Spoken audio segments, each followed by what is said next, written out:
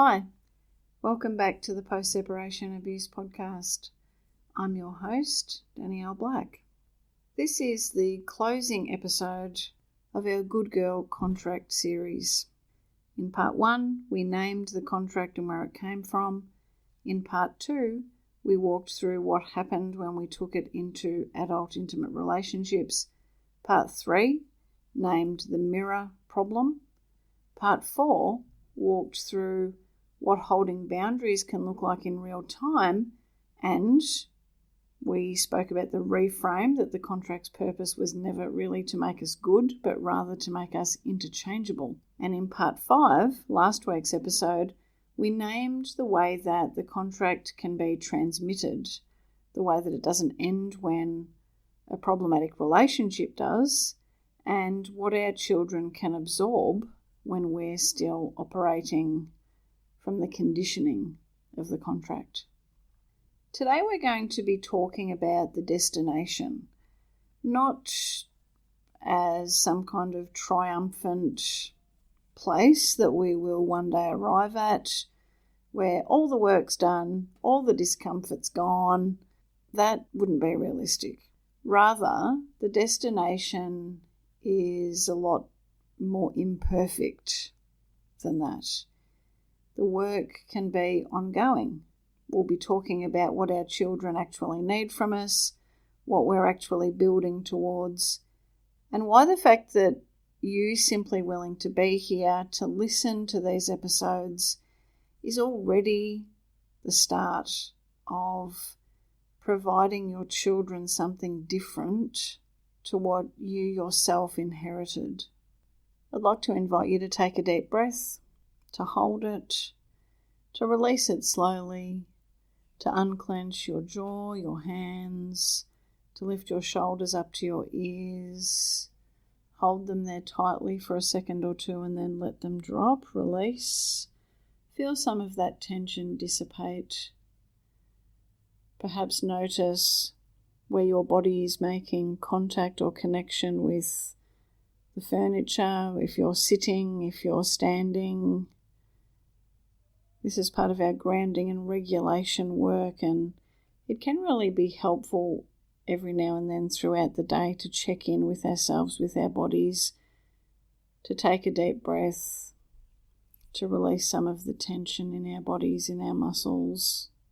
And as I've said before, we're here together. You're here with me for this conversation, so why not do some grounding and regulating at the same time? And before diving in, I'd like to remind you of something that I've mentioned in a previous couple of episodes, which is that if there's something in this conversation that has given language perhaps to patterns that you've seen in your life, but perhaps have struggled to name, if you'd like to dive a little bit deeper into this work, even when our Good Girl Contract series ends with this episode, then I'd love for you to come to the website danielleblackcoaching.com.au, because I've created a free resource to help you explore the Good Girl Contract and how it shows up for you a little bit more deeply. The first resource is called The Contract That You Never Agreed To. It's available in PDF form as well as an audio format. You can choose to download either of those or both. It's right at the top of the home page. You'll see the link that will take you to this particular resource. This is a developing body of work as well. For those of you who sign up for that particular resource, you'll also be joining the mailing list specific to this work, where you'll get some more information in your inbox specific to the Good Girl Contract. So if that's something that you're interested in, if you'd like to have further conversations with me about that, please do head to the website.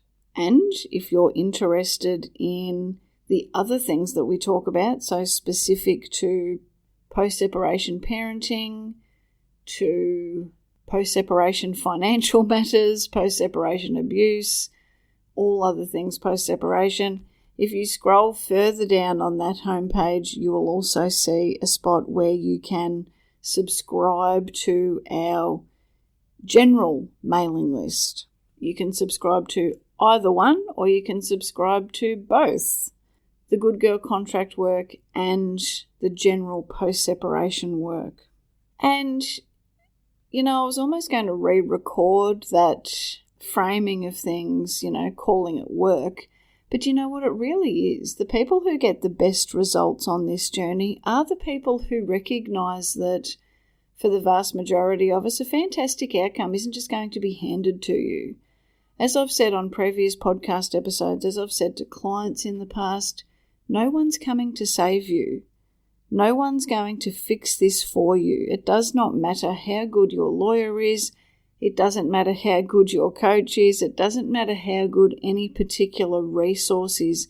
There is no one person or no one thing or no one product that can do the work for you, or that can make up for the fact that you don't really want to do the work, or you don't really have the time to do the work, or you've overwhelmed and are struggling to do the work, all the things.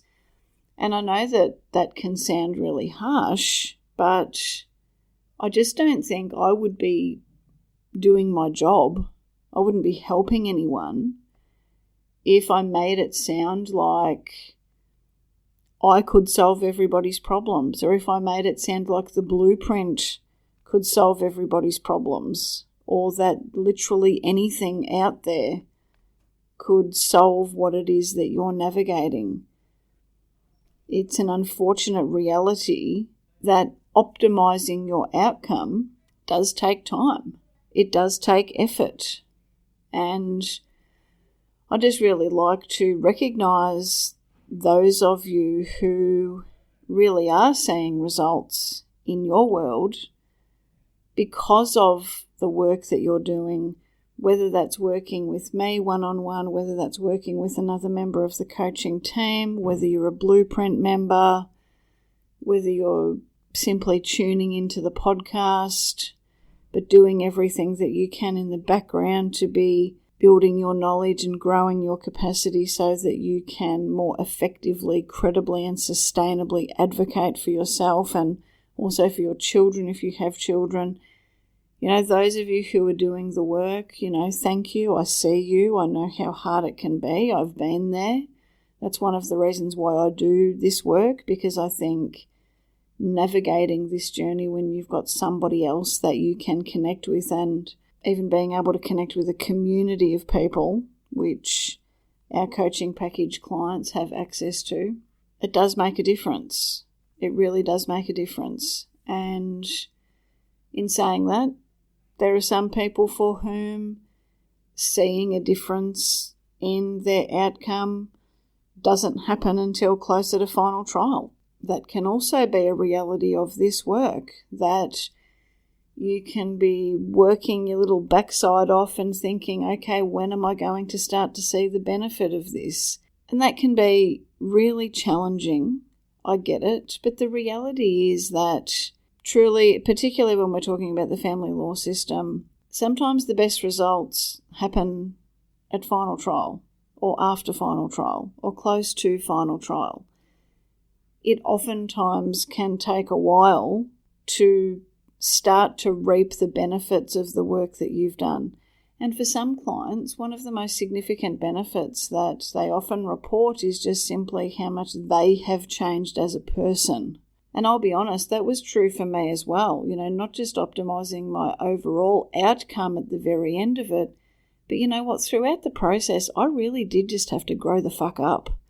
I had to put on my big girl panties and level up in all the ways, including with my emotional maturity. It's very strange for me sometimes to look back and reflect on who I was before I went through all things post-separation, and this is going back 18 years ago, more than that now, and just recognizing how immature I was in a number of ways, and to the point that I'm almost embarrassed about that.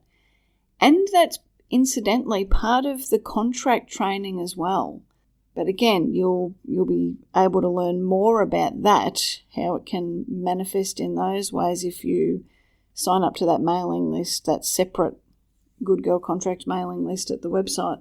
Now, this was a little bit of a segue, but suffice to say that, it does take work. I don't want to soften that, and I know that that might turn some people off because, hey, if work's not really what you're wanting, something else to do, you might switch off. You might find another podcast. You might find some, other people working in this space that make it sound a little bit smoother, a little bit easier, a little bit less like work.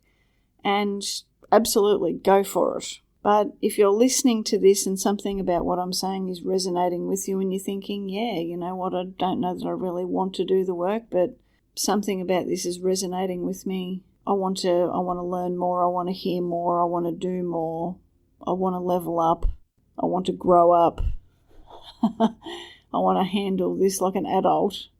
And stay tuned, because that's what we're about. It's not about blaming and shaming what we've done in the past, mistakes that we've made, those sorts of things. Rather, it's simply about striving for better where we can and reaping the rewards of that afterwards. Because I tell you what, not only can you optimize your outcome post-separation when you level up things in your life and when you level up yourself, but the rest of your life improves exponentially. Now, before we go further, I also just want to acknowledge that this whole series has been largely framed around protective parents, and that's in large part because that's a really big part of the community that we serve here at Danielle Black Coaching. Two, we're primarily serving directly with our coaching practice. But everything that I'm going to say today and everything that I have said, it also applies to anyone who's doing this work, whether or not you have children, whether or not you're currently in a relationship with a romantic partner, whether or not your particular contract-shaped relationship is with a former partner, a current partner, a parent, a sibling, a boss, a friend, or with yourself. Where we're heading with this work, the destination, and what we're going to be talking about in this episode is relevant to any woman who's doing this work, regardless of your specific circumstances.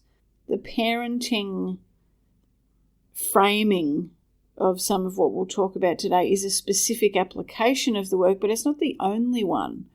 So if you're listening to this episode but you're not a parent, please reflect on how you could apply what we're talking about with the specific parenting content, how you could apply that to whatever it is that you happen to be navigating, your own situation.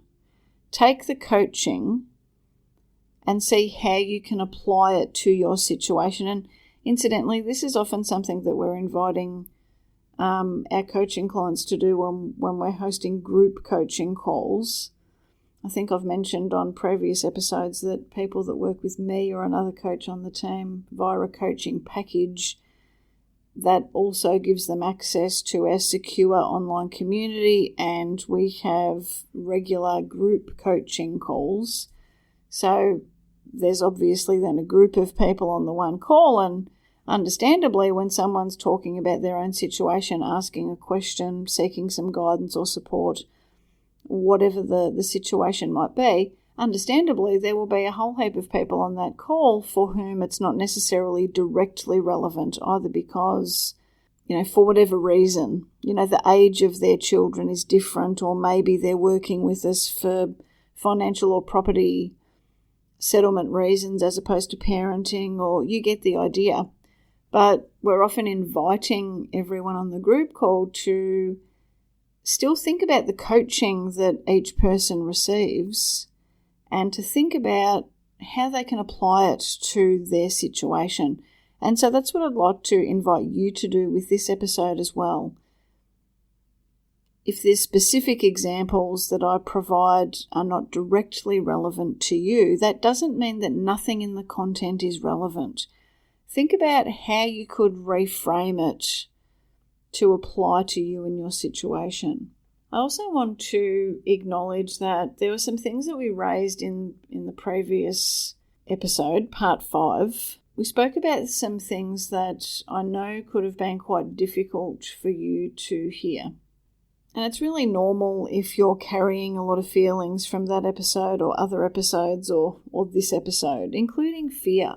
Fear that your children have potentially been damaged through what they've absorbed in a way that can't be changed, in a way that they're not simply going to recover from, that the harm has happened, that the harm has shaped them, and that it will follow them into their adult lives, into their own relationships, into their own capacity to love and be loved. And I think that what can then make that land even harder is to then take on the blame yourself, to believe that it's your fault, to believe that you didn't protect them, all the things. And I just really want to say here that, if you take nothing else away from this episode, please know that your children are not doomed. Not by what has happened, not by what's occurred, not by what they've absorbed. I was that child once upon a time. I'm not doomed. You potentially were that child as well. If you've stayed with me for these episodes, I'm assuming that there's something that's really resonated with you. You're not doomed. For me, I'm okay. I am loved in a very healthy way. I'm also capable of loving my partner, my children, other people in my life in a way that is healthy. I have relationships with both of my parents on my terms with boundaries that I have set. Independent relationships with each of them because they're no longer married. I have periods, I have times of connection with them that I value. I've built a family of my own, a healthy marriage, a healthy relationship with my kids. What happened in my childhood shaped the beginning of my story, but it has not at all determined the ending.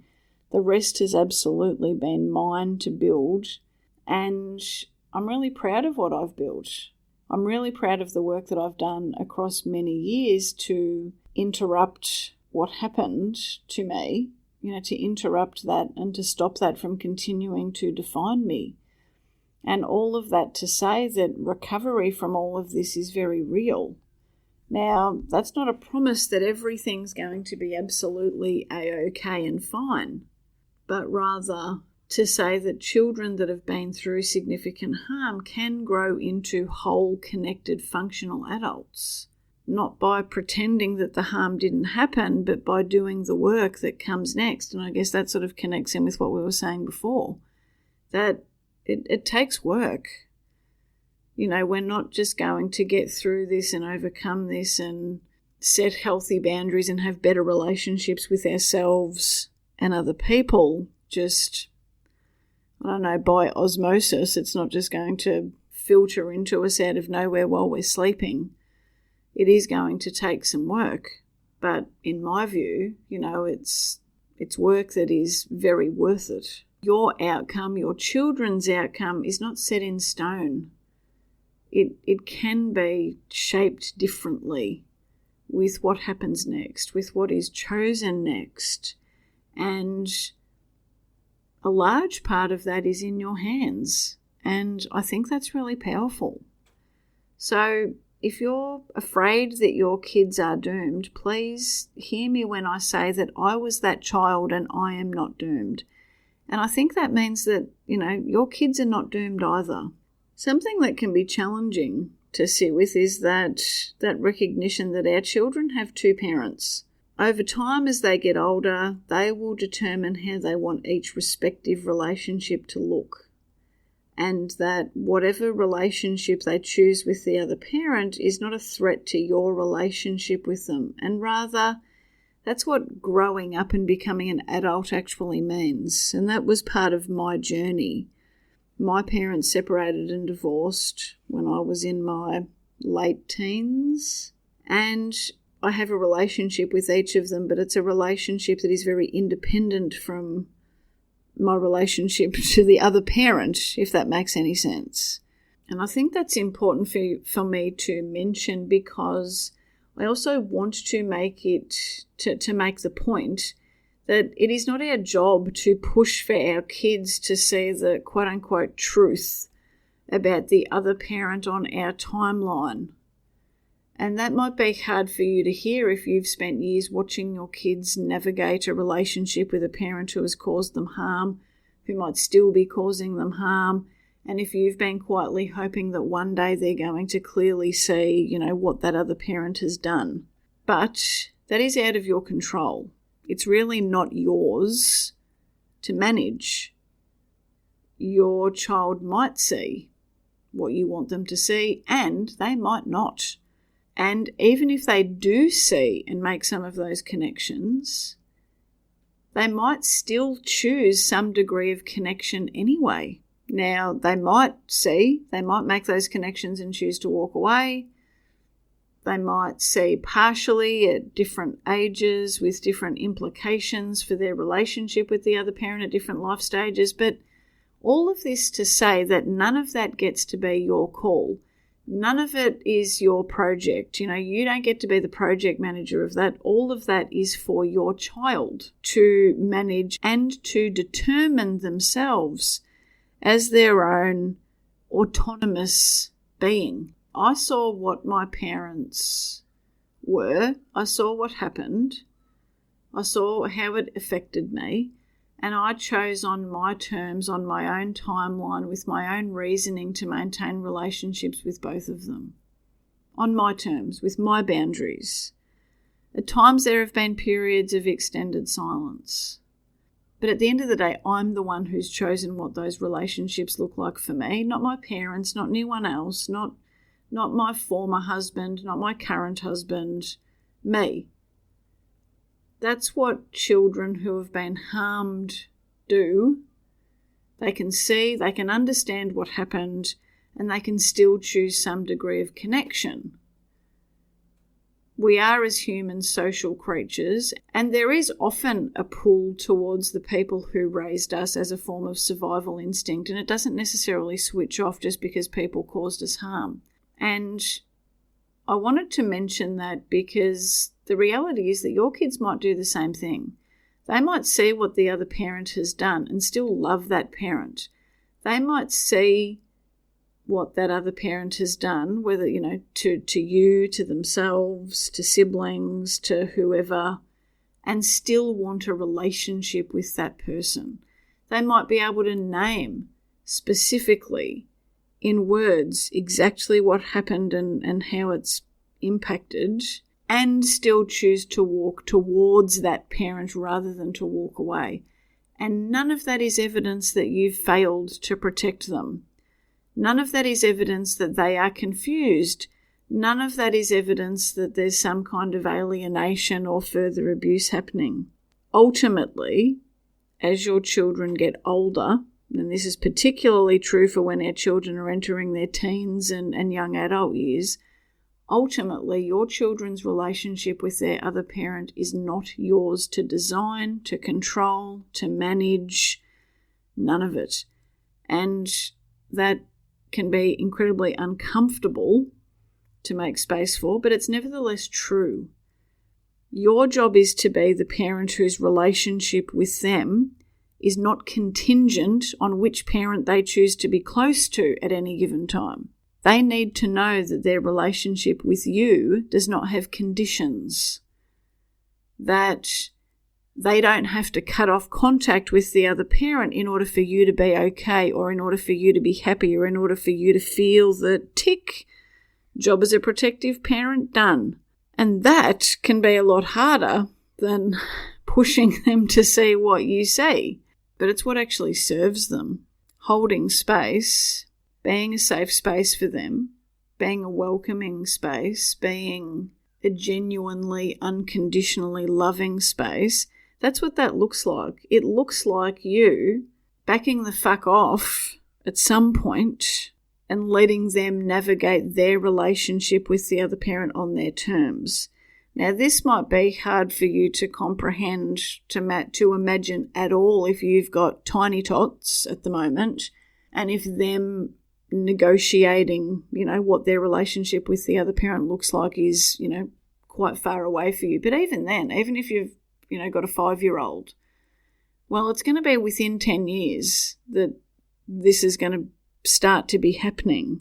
Our children do start to pick up on dynamics. They do start to connect the dots, to reevaluate relationships, and then particularly as they head further into their teen years and then into their young adult years and beyond, they're going to be doing even more thinking.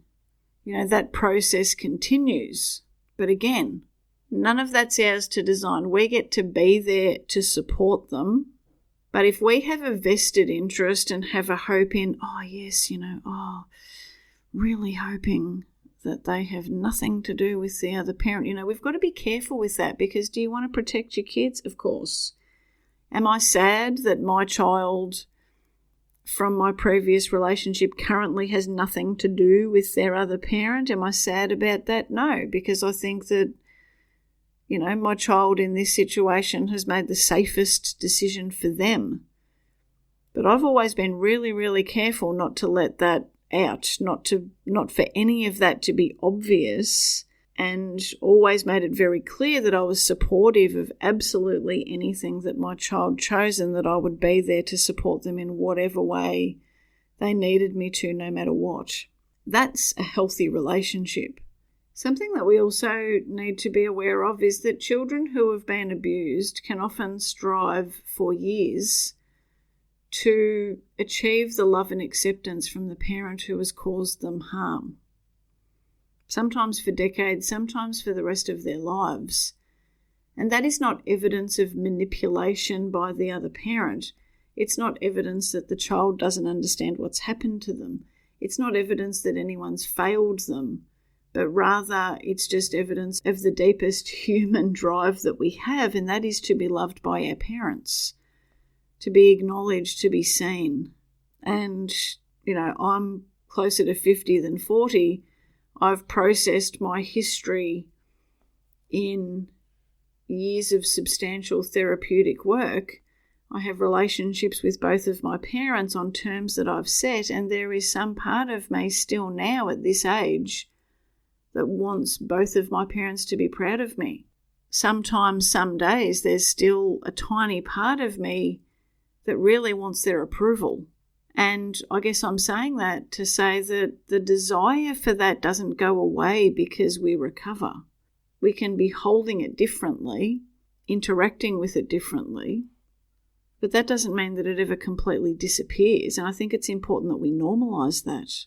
I'm sharing this with you because if you're a parent, I want you to hear that if your kids are showing signs that they're striving for the love of the other parent, an abusive parent, if they're seemingly hoping that that parent's going to change, that they'll start showing up, that hoping this time will be different, well, that's not evidence that they're not understanding the dynamic at all, that they're not understanding that there's something unhealthy going on. It's evidence of the human need for parental love. And I think an important thing to sit with here is that this is not something that we should be striving to eradicate from our kids. That's never been the point. The point, is not to have our kids stop loving the parent who caused them harm. The point is not to have them see the harmful parent as the enemy. The point is not to have them reject the other parent completely. Rather, in my view, loving our children and supporting them to be the best versions of themselves, healthy, functional, boundaried, with the ability to choose the relationships that they want on the terms that they want, with the parameters that they want. To me, that's the point. For me, for my child, that has always been the point.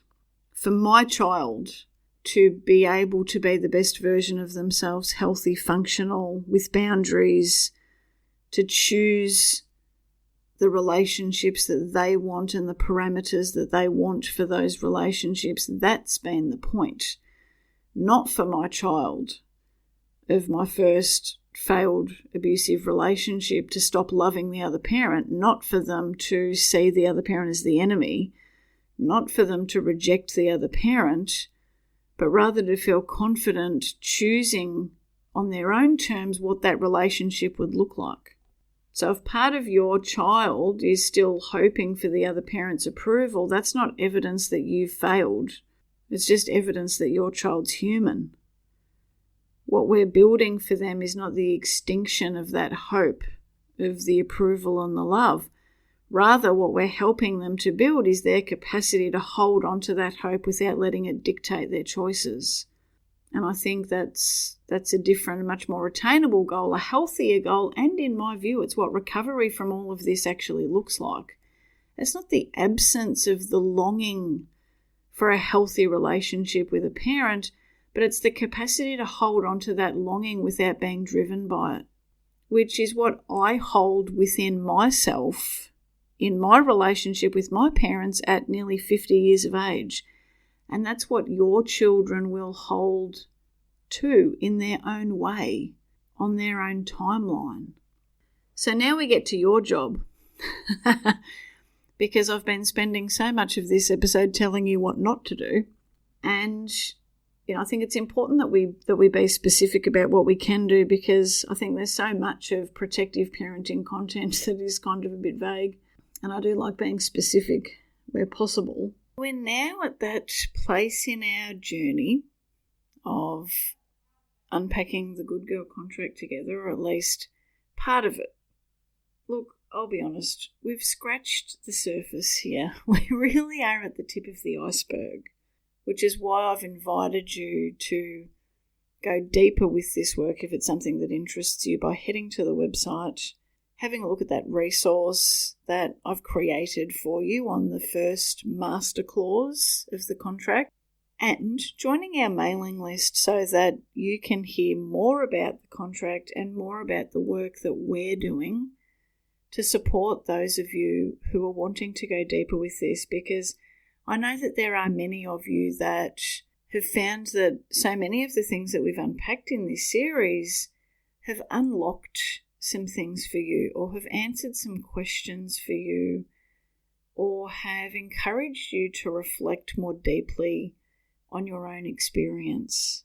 I know that some of what we've covered has really helped so many of you to get clarity on what's been missing in your understanding of what you've experienced, and in understanding how you've ended up where you actually are at.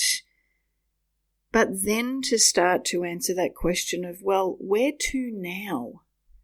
Where to now? And I think it's so important that we do dive into that work for those of you who are interested, because, as I said to you, you will get to a point where you are no longer in the thick of the court system or battling it out with parenting arrangements. You will get to a point where things are just no longer feeling anywhere near as intense with your former partner, whether we're talking for parenting or for property, and yet you can feel that there's still a lot of things that are unresolved. And I would go so far as to say that part of the reason for that is that your ex is not the primary reason or the only reason that you've experienced the things that you've experienced. There's more to it than that. And I think when we dive beyond the superficial and the surface level, when we really get to the deeper core of ourselves and really sit with that question of, who am I and what is it that I want for my life? That's really powerful. But in terms of what our kids need from us, well, there are 4 main things that we're going to unpack in this episode. The first one is that they need our protection, particularly when they're younger.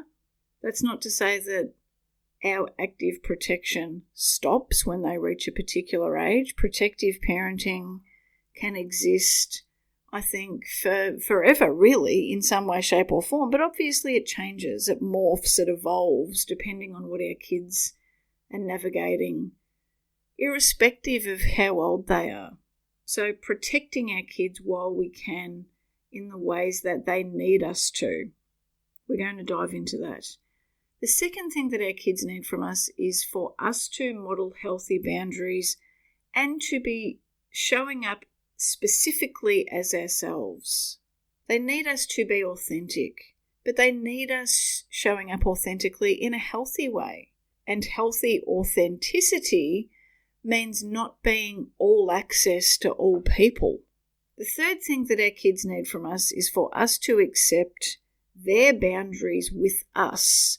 And this becomes exponentially more important as time goes on and as they get older, particularly when our kids are in late childhood and entering into the adolescence years, the teen years, and absolutely in the young adult years. Accepting their boundaries with us is key. And our kids need us to be someone, to be a person, to be a parent who does not require managing. If you're listening to this podcast and if you have children, your children likely have one parent in particular that requires managing. They likely have one parent in particular who holds them responsible for their emotions, for the adult's emotions.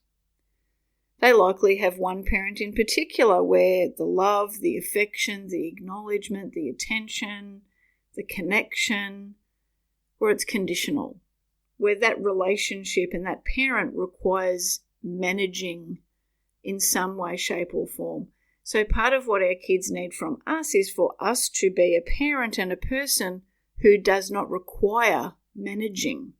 What they require from us is for us to be responsible for us, who does not require reassurance, who does not require regular touch points so that we know that we are loved. That's our job to reassure ourselves emotionally and to become the person and the parent who doesn't require managing from anyone. That's what it is to be emotionally mature, so that our kids can genuinely just be our kids. We're going to dive into all of that in this episode, and there is a bit of it that's going to feel pretty darn uncomfortable to hear, I know. And again, none of this is judgment. None of this is about blaming or shaming. Again, as I've said so many times, please don't ever use content of mine or, from anyone on our team against yourself. That's absolutely not what this is for. Again, it's not about blaming. It's not about shaming. It's not about sitting in wallowing in guilt and regret. But at that same point in time, we absolutely need to have compassion for ourselves and for things that we've said and done in the past that, when we know better, we look back on and we regret and we wish that we could change. That's actually really healthy. But what's even healthier is to be able to hold that compassion and strive for more and strive to do better and be able to say, you know what, I have not always parented the way that I should have. I have not always parented in a way that's healthy. I haven't always been an adult in a way that's healthy.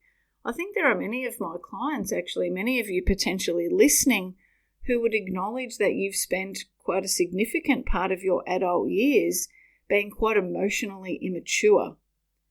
That can be challenging to sit with and to acknowledge, but it can also be incredibly powerful because once there is that acknowledgement, we can work with that. We can do something about that. And how incredible is that to then be able to make a commitment to yourself to be showing up with increasingly, deeper levels of maturity, taking responsibility for yourself and not making that somebody else's problem, taking responsibility for yourself and your emotions, truly becoming the best version of you, not because the work's never done, not because we need something else to prove ourselves. We're not going to be buying into any more toxic good girl contract bullshit, but just because we want to be authentically us, however that ends up looking, so that we can enjoy that for ourselves but also model that for our kids.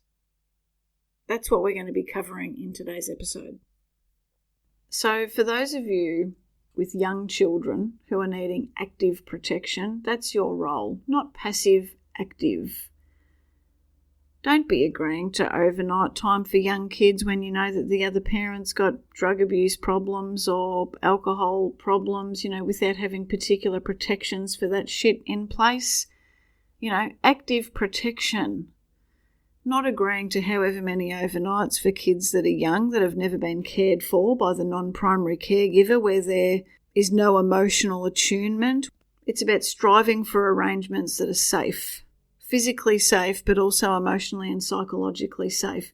Documenting the patterns that matter. Advocating for the developmental science in professional settings. Being able to link that developmental science, attachment science, the post-separation parenting arrangement research to what you're seeking when you're having conversations with lawyers and other professionals. Bringing the knowledge that your lawyer was not trained to have. And again, that's why I created the blueprint. Refusing to accept arrangements that harm your kids, even if you refusing increases the conflict, as we've said before, and as is mentioned on the website. You can't be both conflict avoidant and protective. And there are some people who try to use my words against me by saying, but Danielle, you've said that, what harms kids is exposure to conflict, not separation in and of itself. And I'm just like, for fuck's sake, that does not mean we agree to arrangements that are harmful purely to avoid conflict. Putting our kids in situations that are harmful, whether we're talking physical, potential physical harm, or whether we're talking harm to their nervous system, harm is harm is harm. And if there's an opportunity to prevent harm from occurring, that's what we have to do. So please don't anyone be thinking, actually by avoiding conflict, I think I'm being protective because then they're not being exposed to the conflict. No, they're being exposed to fucking harm. This is where doing the work and just leveling the fuck up comes into it. And I'm not sitting here for a second thinking that it's not hard.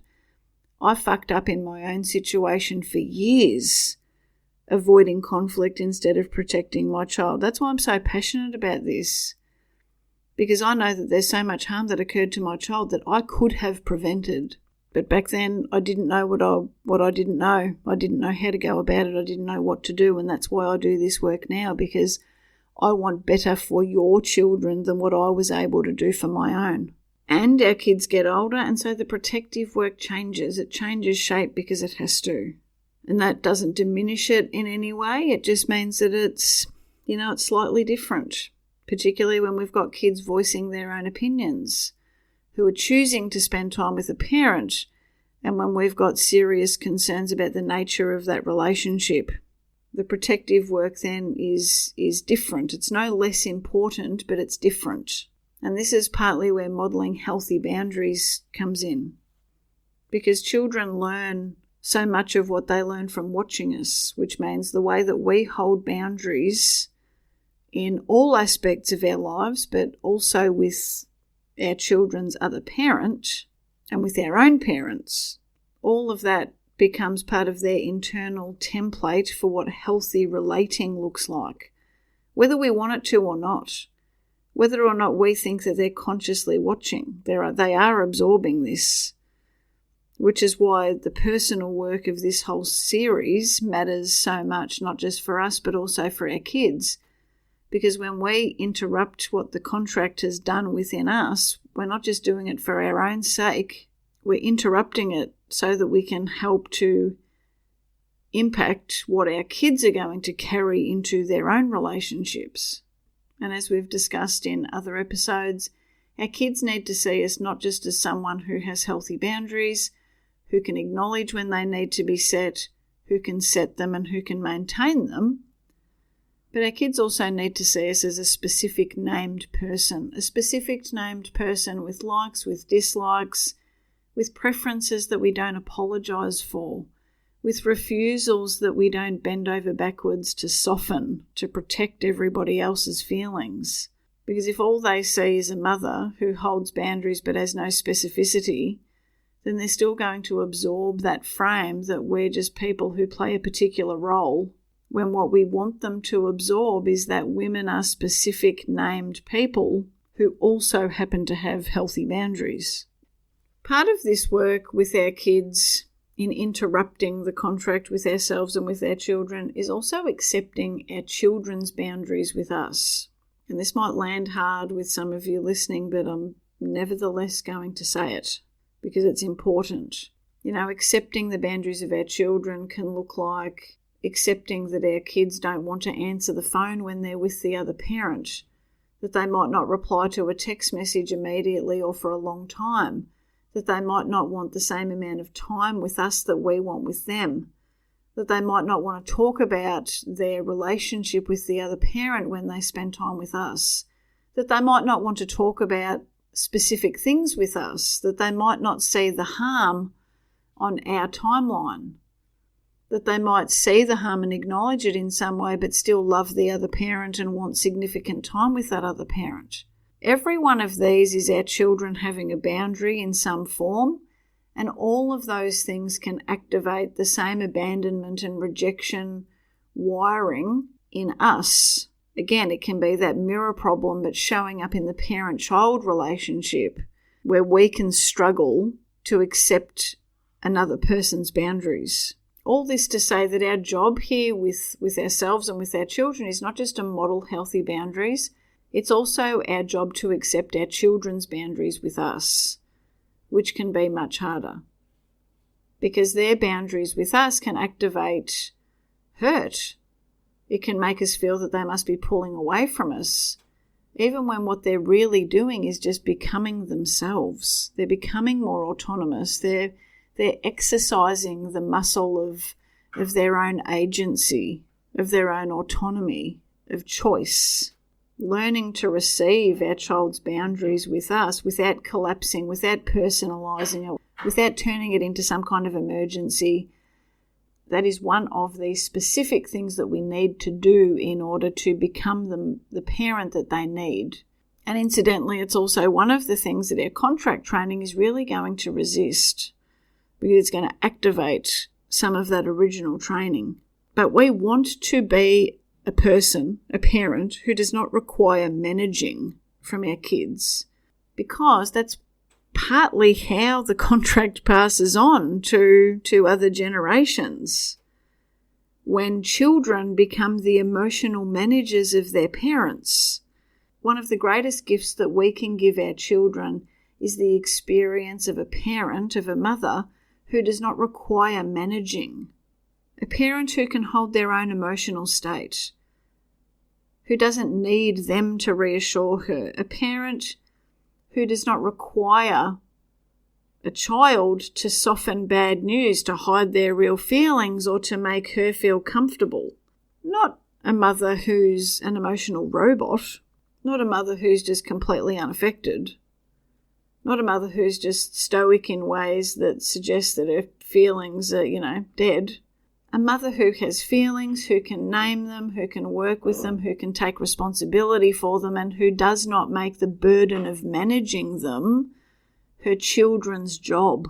One of the greatest gifts we can give our kids is the experience of a parent that doesn't need to be managed. The contract required us to manage our parents' emotional states.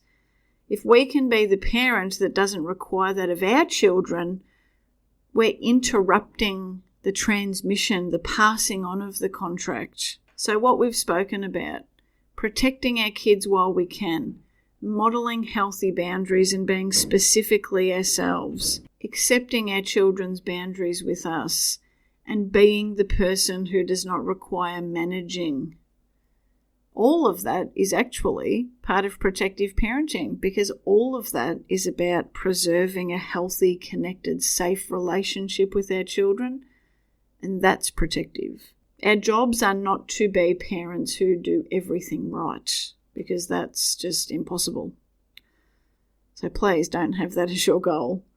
Rather, our job is to be the parent that's doing the work, the ongoing work of interrupting the contract in ourselves, imperfectly each day, so that what our children are absorbing from us is a parent who's becoming more herself, not less. That's what our kids need. And that's what they'll carry into their own adult relationships when the time comes. I'm going to ask you a question now that I want you to sit with, because I think this question, when you truly do reflect on it honestly, can really inform your parenting. In 20 years, what kind of relationship do you want with your child? What do you want them to remember about you when they're reminiscing with siblings or friends about their childhood? What do you want them to say about their childhood and about their relationship with you specifically? I want you reflecting on this question because our children are children for a very short time. I know if you've got young children at the moment, that might be a really hard thing to wrap your head around. I know how endless it can feel when you're inside it. The mornings, the schoolwork, the meltdowns, the schedules, the negotiations around screen time, bedtime routines, early morning wakings. I still remember those years when the two children that I have in the middle, so number 2 and number 3 in the birth order, who are only 15 months apart, I still remember when their wake-up time was about 5 a.m. and just the amount of work that Drew and I put in to get them into a routine and a sleeping schedule that ended up with 7 a.m. as the wake up time. Believe it or not, they do actually reach an age where they sleep in. Now that my eldest is well and truly an adult, and number 2's 13 and number 3's 12, I can absolutely assure you that you are going to get to a point in time where there's sleeping in and where the parenting does not feel quite so endless. And then they're adults. It still is something that's really hard for me to wrap my head around sometimes, that my eldest is now an adult. It's almost like you blink and it's gone. And then we still have a relationship with our children for potentially another 60 or 70 years, maybe more, on whatever terms that have been established across the first 18. Many parents are parenting in what can only be described as a bit of a survival mode, particularly when we're post-separation, reacting to the immediate issues, trying to get through the day, and all of that's very understandable. I remember it all too well, but it's not sustainable as our entire parenting philosophy. The survival mode parenting that might get us through today is not the parenting that's going to build the relationship with our kids that we actually want in the decades to come. So this question that I asked you of, in 20 years, what relationship do you want to have with your children?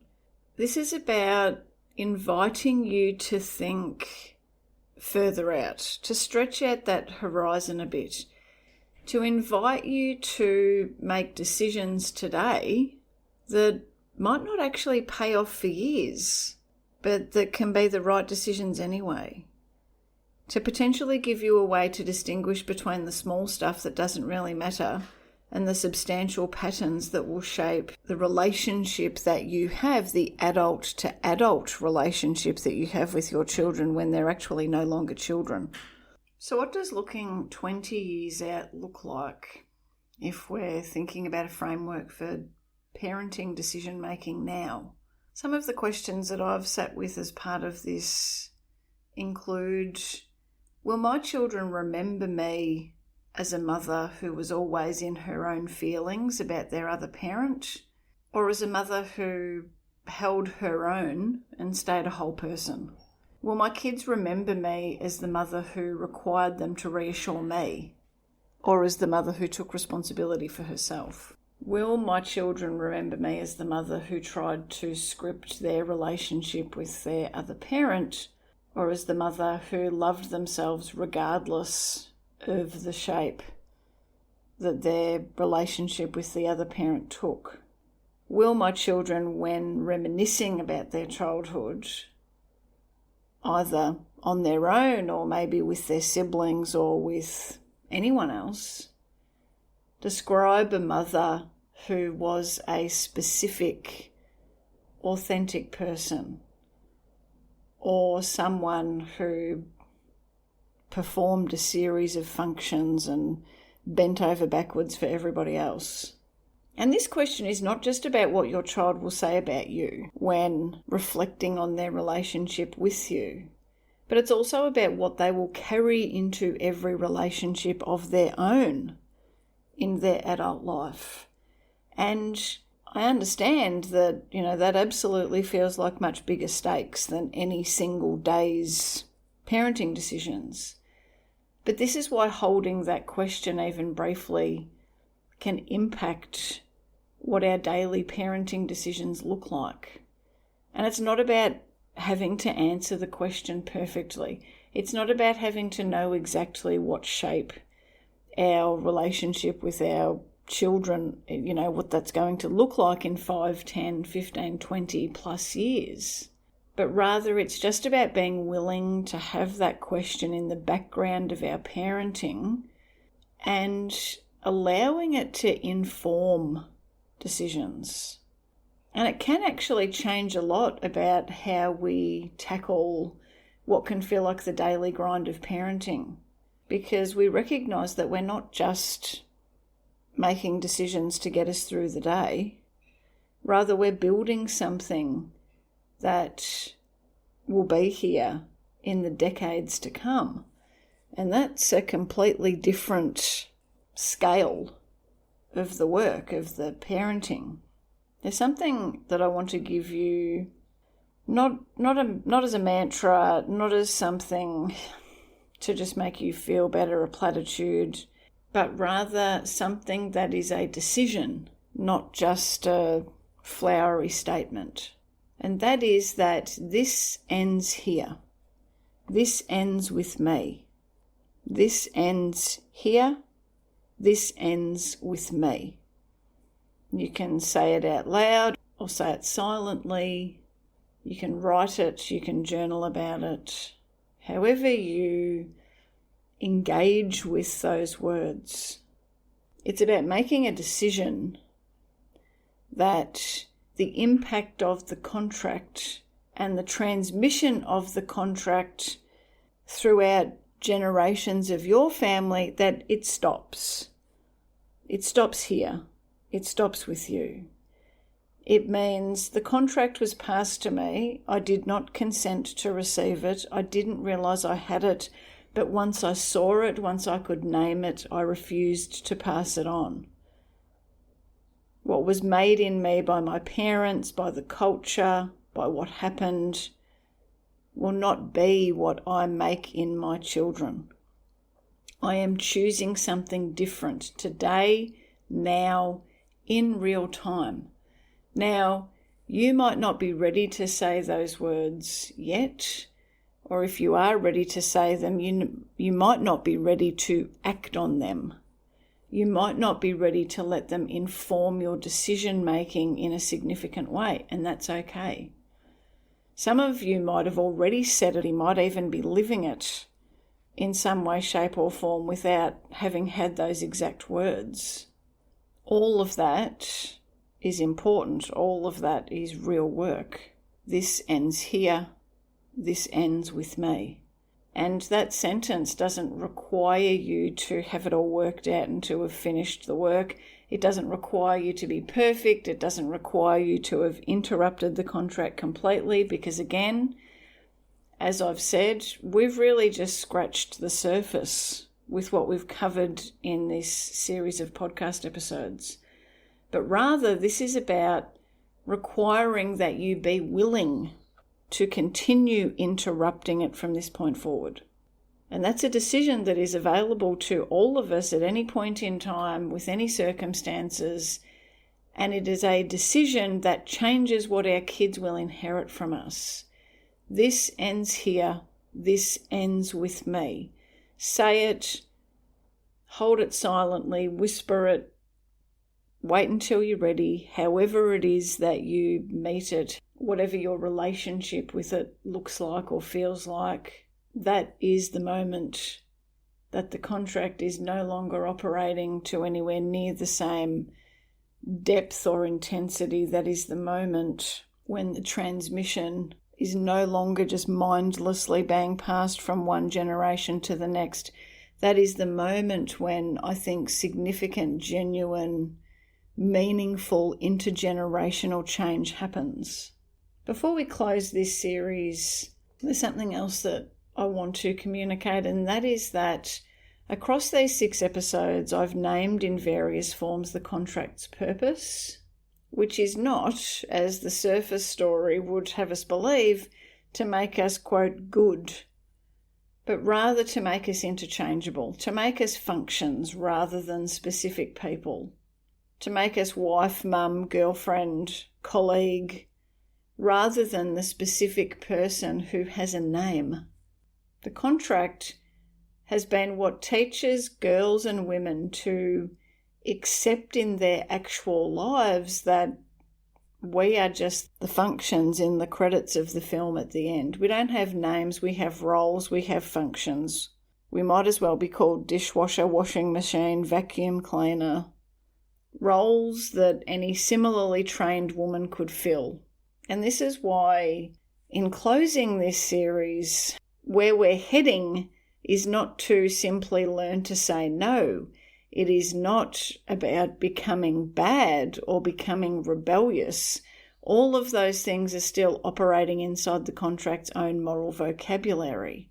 Our closing move is to claim our names, to become so specifically, unmistakably ourselves that we cannot be substituted for another woman doing similar roles, to take up space, taking up the space that being a specific person requires, to refuse to sand off our specificity and particularity so that we just slot neatly inside the categories that other people find comfortable. Because that is what happens when the contract is burned. We stop being production line replicas and we come alive in ways that cannot be easily labelled, and we help one another on that journey as well.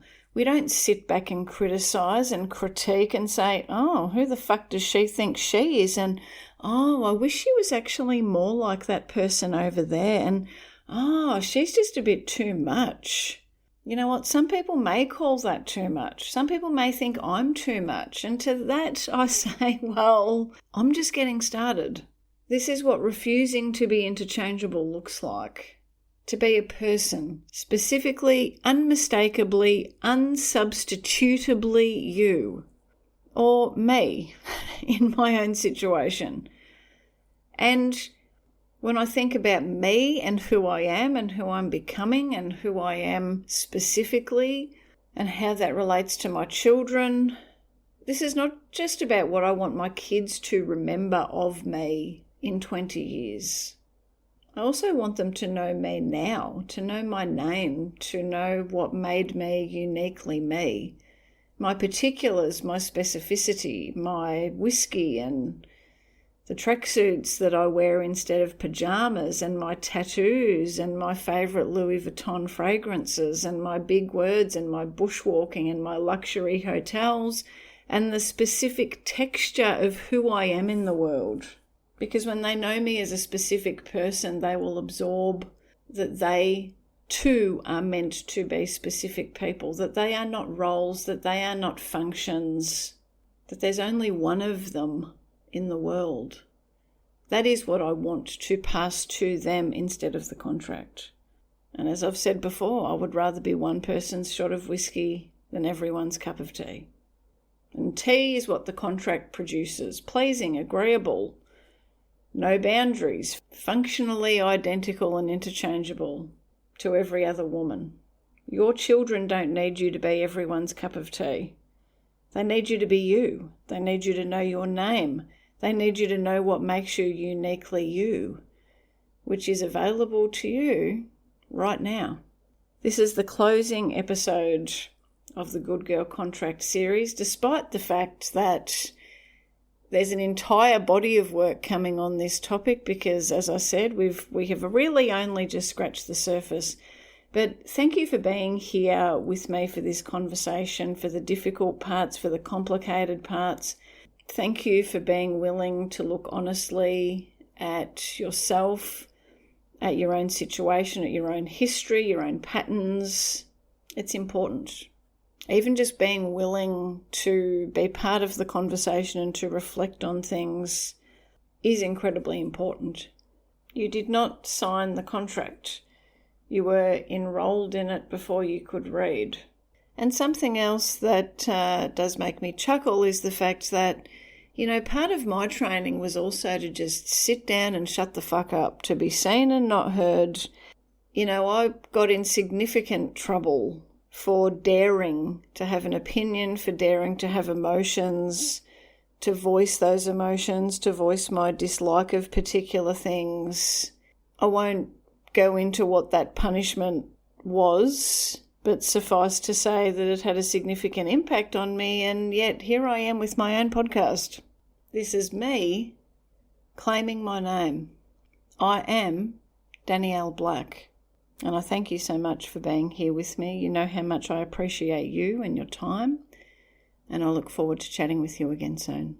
Actually, before I let you go, and because this is my podcast and I can do whatever the hell I like with it, I'm going to offer you again the track Choosing Me. This is one of the songs that was created for the Post-Separation Abuse podcast, the Post-Separation Parenting Blueprint, and the Stronger Braver Together community.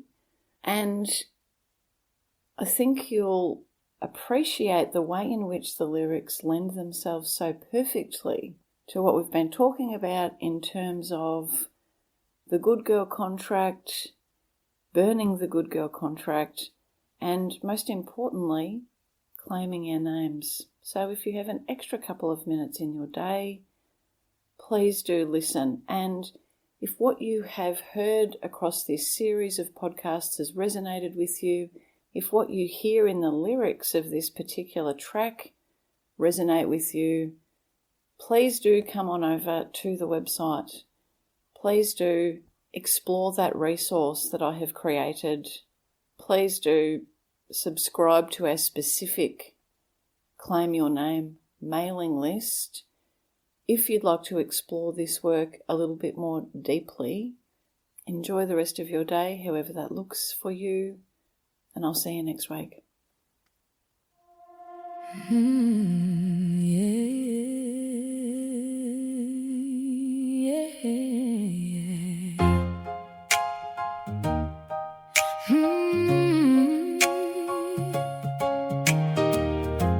I gave so much, I lost my name. Bent myself to fit the frame. Forgot my voice, forgot my fire. Put everyone else above my desire. But something in me wouldn't stay gone. A quiet truth that kept holding on. I'm choosing me, not out of spite, but because I deserve a life that feels right. Step by step, I'm coming through. Not who I was, but someone new. It's not a finish line, it's not a race. It's learning how to take up space, to feel the grief and still move on, and to carry love when so much is gone. I don't have to have it all worked out. I just have to trust what I'm about. I'm choosing me, not out of fear, but because I'm finally standing here. Oh, step by step, I'm breaking through. Not who I was, but someone true. Hope doesn't shout, it quietly grows in the smallest places nobody knows. And one day you look up and you see you didn't lose yourself. You came back to be. I'm choosing me again and again. Through every ending, through every bend. This is my life, this is my way, and I'm allowed to feel okay. I'm choosing me.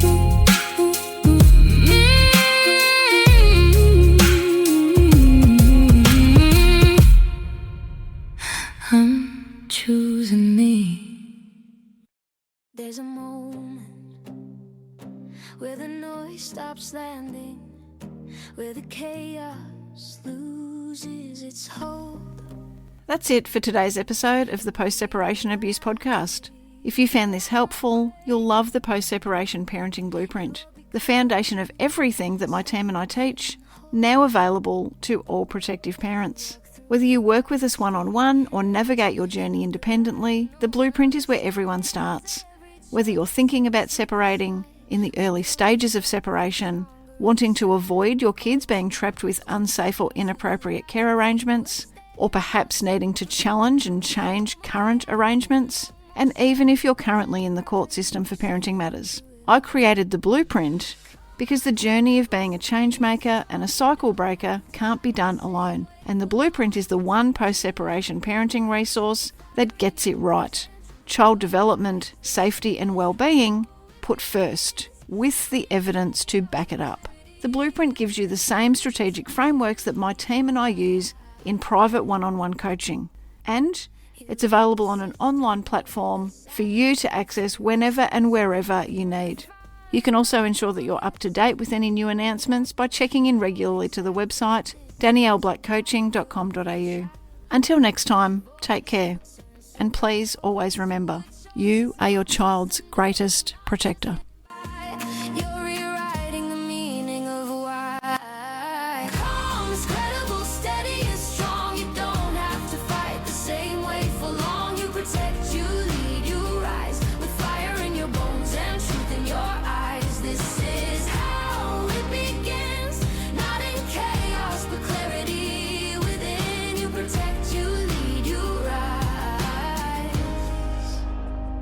This isn't revenge, this is design, a future rewritten line by line. You don't burn it down, you build it right with wisdom, strategy, and quiet.